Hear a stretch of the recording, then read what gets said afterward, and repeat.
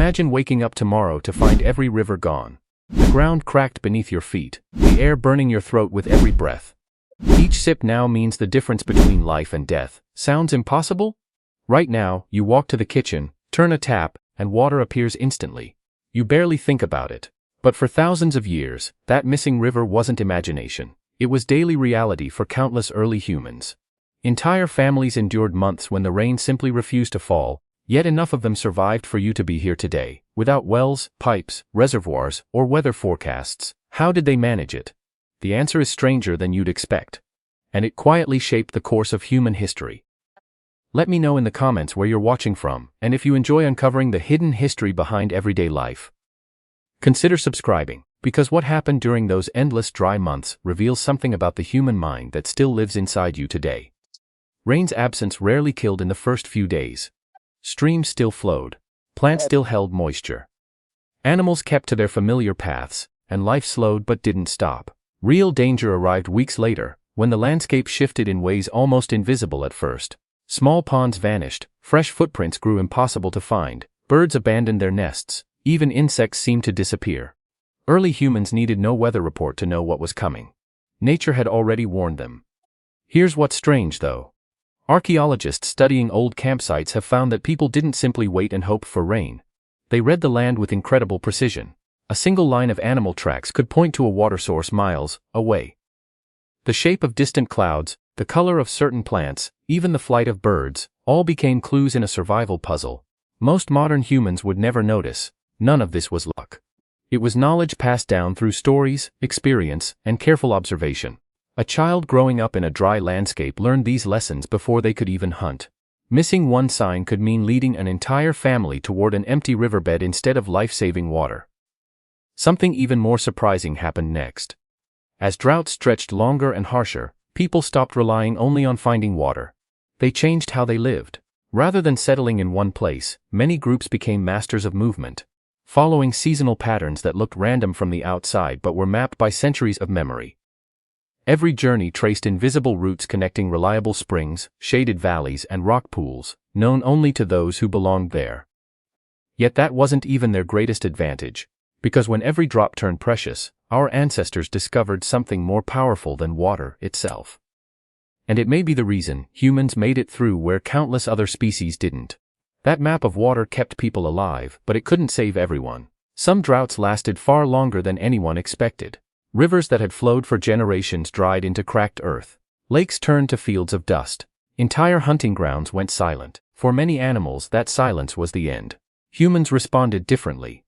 Instead of fighting over what little water remained, many groups did something unexpected. Anthropologists studying modern hunter-gatherer societies believe cooperation became one of humanity's greatest survival tools. Families shared word of hidden springs, exchanged food, welcomed travelers carrying news from distant lands. In a world where nobody knew when the rain would return, trust often mattered more than strength. Think about that for a moment. Today we tend to picture survival as a competition. Yet one of the biggest reasons our ancestors made it through may have been their willingness to help each other. A stranger arriving with news of a fresh water hole could save an entire community. And that same stranger might one day depend on another group's kindness in return. Survival wasn't only about finding water. It was about building relationships strong enough to outlast uncertainty. Scientists have noticed something fascinating about how we're wired for this. The human brain holds onto places tied to strong emotion with unusual clarity. A dangerous crossing, a life-saving spring, a valley where children were born. These became landmarks no one forgot. Stories turned locations into memories that lasted generations. Long before maps existed, people carried entire landscapes in their minds. If you're enjoying these forgotten survival stories, now's a good time to subscribe. Because the next discovery changes how we think about one of humanity's greatest inventions. Here's the real turning point. The biggest breakthrough wasn't learning where water was hiding. It was learning how to make every drop last. That single idea would eventually reshape civilization itself. And it began during the harshest droughts our ancestors ever faced. Making a drop last sounds obvious today. We build dams, drill wells, store water behind concrete walls. But thousands of years ago, none of that existed. So how did people survive when the sky refused to help? Not through bigger muscles or better luck.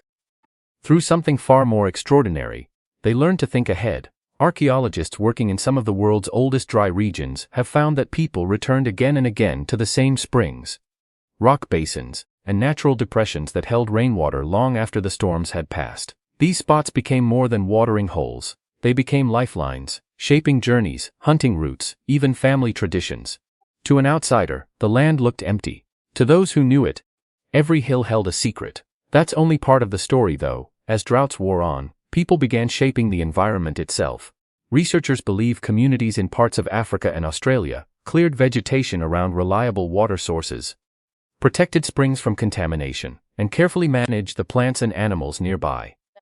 They weren't just surviving in nature anymore. They were quietly shaping it. That single shift may have changed human history. For the first time, survival wasn't only a reaction to the environment, it was planning for a future that hadn't happened yet. A family might leave food untouched, sensing harder weeks ahead.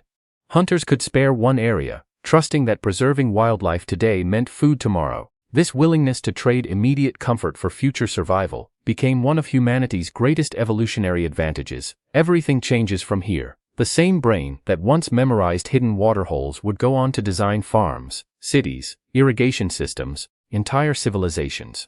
The habit of preparing for tomorrow didn't start with kings or engineers. It started with ordinary people standing under an empty sky, wondering if the rain would come before it was too late.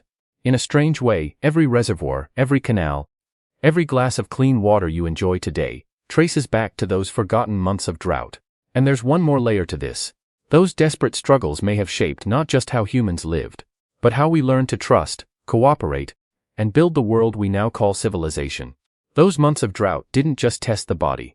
They reshaped the mind. Picture standing beside a dry riverbed where your grandparents once collected water.